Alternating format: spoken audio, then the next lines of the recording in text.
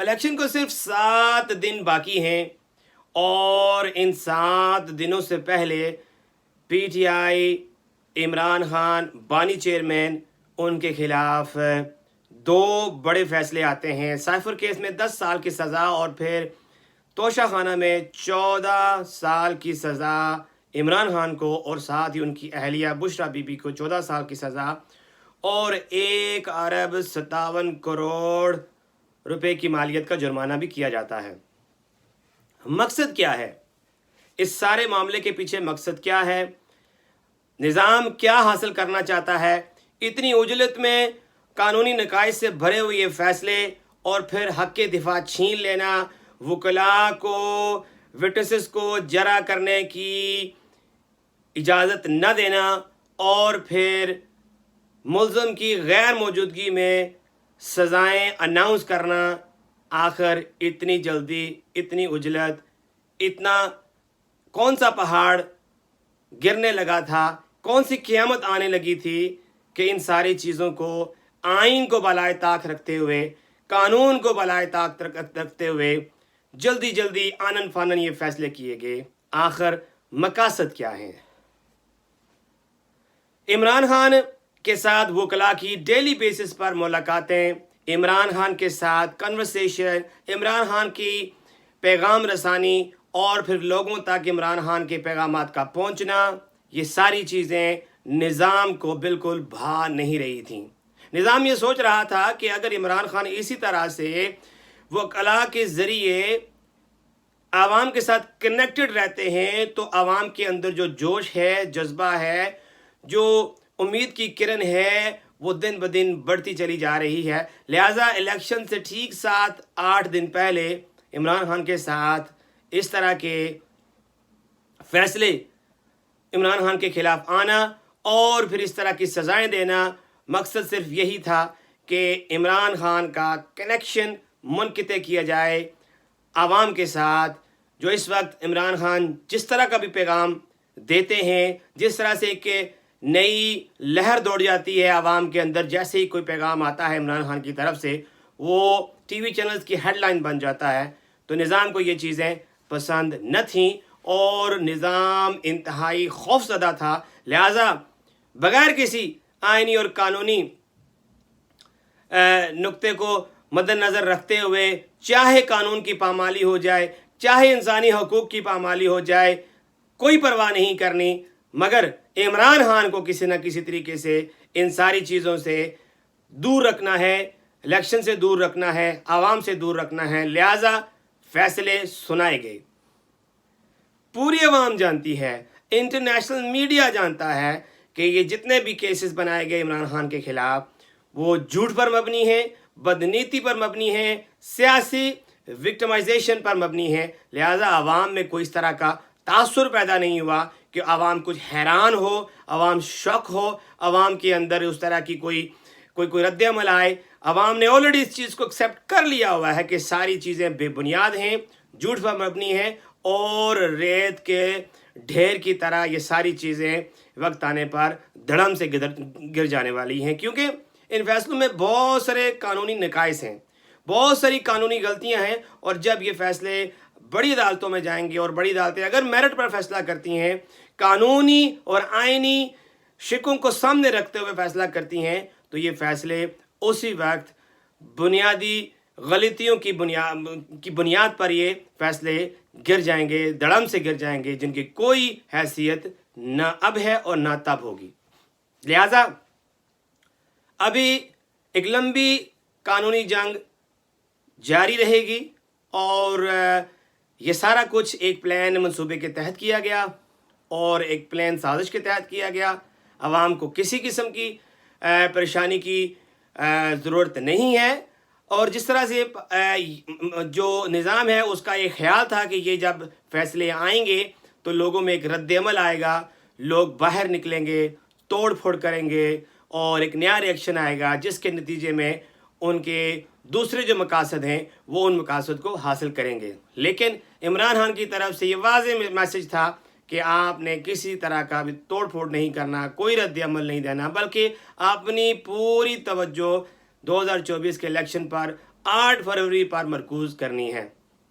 और आवाम ने इस मैसेज को समझा और इस पर अमल किया, और अल्लाह का शुक्र है कोई किसी किस्म का इस तरह का कोई रद्द-ए-अमल नहीं आया, क्योंकि आवाम जान चुकी है कि ये निज़ाम नंगा हो चुका है, निज़ाम एक्सपोज हो चुका है, निज़ाम ने अपना एक आना का मसला बनाया हुआ है,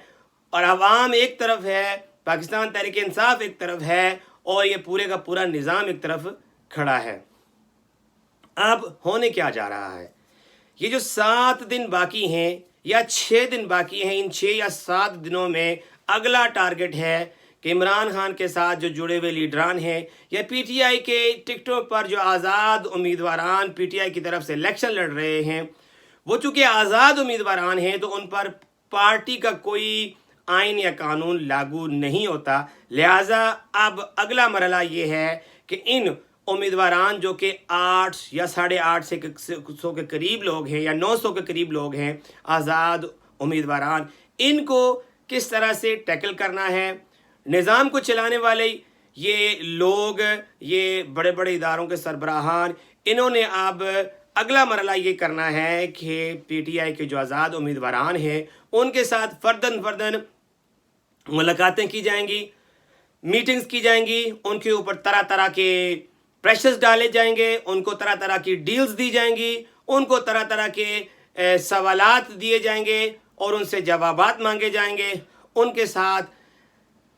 डिफरेंट तरह से पेश आया जाएगा, उनको हर तरह का सिनेरियो दिया जाएगा, चीज़ें उनको सामने लाई जाएंगी, वजाहत की जाएगी कि भाई हमने ये भी कर दिया, ये भी कर दिया। अब इमरान खान साहब जेल के अंदर हैं, एक केस में 10 साल उनको सज़ा हो गई है, दूसरे केस में 14 साल सज़ा हो गई है, अब वो लंबे अरसे तक जेल में रहने वाले हैं। लिहाजा आपके पास ये ऑप्शंस हैं, और अगर आप ये ऑप्शंस में से इन ऑप्शंस को चूज़ करते हैं तो इसका ये फ़ायदा होगा, अगर नहीं करते तो इसका ये नुकसान होगा।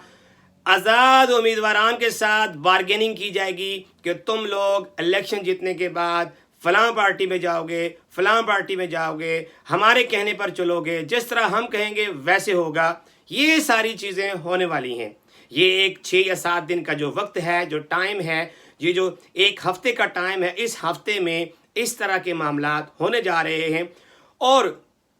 आवाम से ये गुजारिश है कि आप ज़हनी तौर पर तैयार हो जाएं, आप फिज़िकली तैयार हो जाएं, मेंटली अपने आप को प्रिपेयर कर लें कि सारे मामलात होने जा रहे हैं। लेकिन आपने पुरअमन रहना है, आपने अपना वोट पीटीआई के हमायत याफ्ता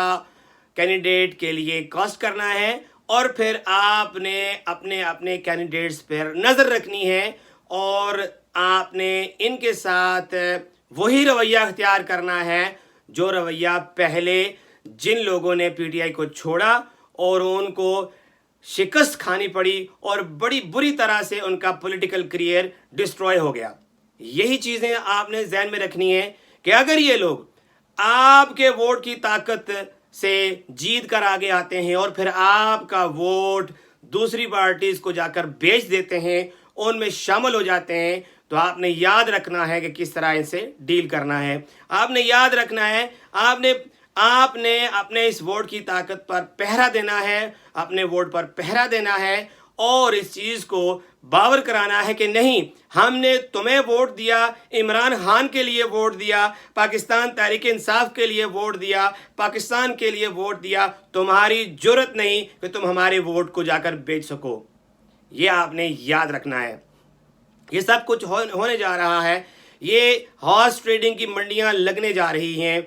ये माहौल इस तरह से पैदा कर दिया जाएगा, लोगों को मजबूर इतना कर दिया जाएगा कि लोगों के लिए चूज़ करना बड़ा मुश्किल हो जाएगा। लेकिन जो लोग ये वादा कर चुके, जो लोग ये इरादा कर चुके, और जिन लोगों ने वफा का अहद कर लिया कि इमरान खान के साथ खड़े रहेंगे, हर सूरत में खड़े रहेंगे, चाहे कितने भी पहाड़ क्यों ना आ जाएं तकलीफ़ों के, चाहे कितना भी हालात कठिन क्यों ना बना दिए जाएं, वो लोग हमेशा खड़े रहेंगे। और अगर कुछ लोग इधर से उधर होने की कोशिश भी करते हैं तो पाकिस्तानियों, आपने याद रखना है कि इस चीज़ को आपने किस तरह से टैकल करना है। हम नहीं चाहते और कतन नहीं चाहते कि कोई किसी तरह की बदअमनी फैले, और ना ही कोई इस तरह का कोई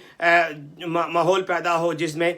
आवाम के लिए मुश्किलात हों, पाकिस्तान की کہ پاکستان کی جو گڈ ول ہے وہ خراب ہو یا پاکستان کے معاملات میں مزید خرابی پیدا ہو۔ پرامن رہنا ہے، اپنے ووٹ کو کاسٹ کرنا ہے، ووٹ پر پہرا دینا ہے، ان لوگوں پہ آپ نے دھیان رکھنا ہے، ان لوگوں کو جنہیں آپ ووٹ کریں گے ان پر پہرا دینا ہے، اور اس نظام کو جس نے ہمارے ملک پاکستان پر قبضہ کیا ہوا ہے اپنے ووٹ کی طاقت سے آپ نے بدلہ لینا ہے۔ انشاءاللہ آپ کا ووٹ، آپ کے ووٹ کی طاقت ہی ہے کہ جو عمران خان صاحب کو باہر نکال سکتی ہے۔ یہ جو بے ایمانہ جھوٹے اور جعلی کیسز بنائے گئے ہیں اور پھر اس طرح کے غیر آئینی اور غیر قانونی جو فیصلے دیے گئے ہیں، ان کے خلاف صرف آپ کا ووٹ ہے کہ یہ جو فیصلہ کر سکتا ہے۔ 8 فروری کو انشاءاللہ آپ نے پاکستان کے لیے ووٹ کرنا ہے، عمران خان کے لیے ووٹ کرنا ہے اور اپنے حقوق کے لیے ووٹ کرنا ہے۔ پاکستان زندہ باد، پاکستان پائندہ باد۔